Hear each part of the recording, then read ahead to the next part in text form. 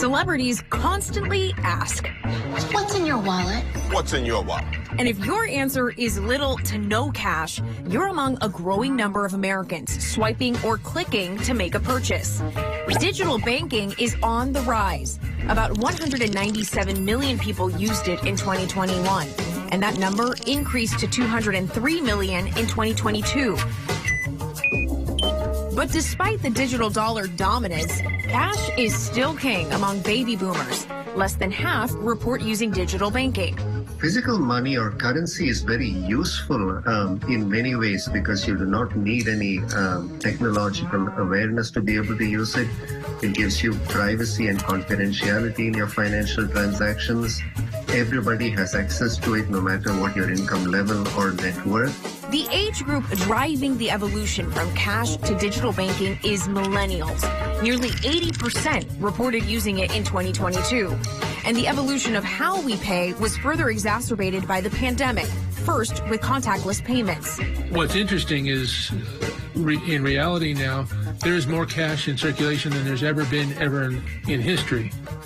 But cash, coins and paper money and bank accounts that are easily accessed account for a smaller percentage of the total amount of money that's being used out there than ever before as well. The evolution is causing some financial experts to question cash's relevance. Around the world, I think we are beginning to see the end of cash because there are technological developments from basic mobile phones to central bank digital currencies that are clearly paving the way for more efficient forms of transactions. Ezwar Prasad, a trade policy professor at Cornell University and author of the book, The Future of Money, How the Digital Revolution is Transforming Currencies and Finance, says it's not hard to imagine the end of cash as consumers and businesses switch from cash to digital payments. There are still people, the poor, those who are technologically unsophisticated, the elderly, those living in rural areas who might still prefer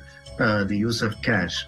But again, the hassle of dealing with cash means that you need a whole distribution system in order to get cash into the economy and also to allow it to circulate more freely.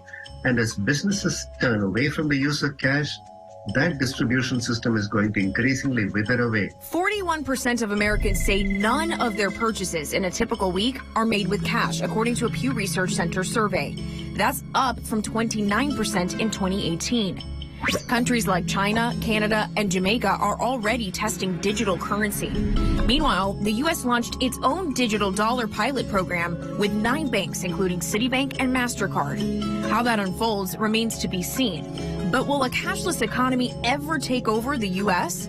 Douglas Mudd with the American Numismatic Association says it comes down to politics. The company that produces the paper and the ink companies have strong lobbies and convince congressmen to vote against it. Yet, if we did it, it would save us $500 million a year. Ventris Gibson, director of the U.S. Mint, says cash, specifically coins, are here to stay. That's despite calls to eliminate the penny from some like former Mint director Philip Deal. Cash is king. People still use cash. And it is a way for us, it's first and foremost, it's recognized as currency of the United States.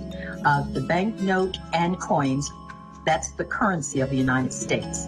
And while we recognize that people are doing digital payments and digital assets exist, etc., the bottom line is cash is king. If cash is king, then digital, for now, could be its heir to the throne.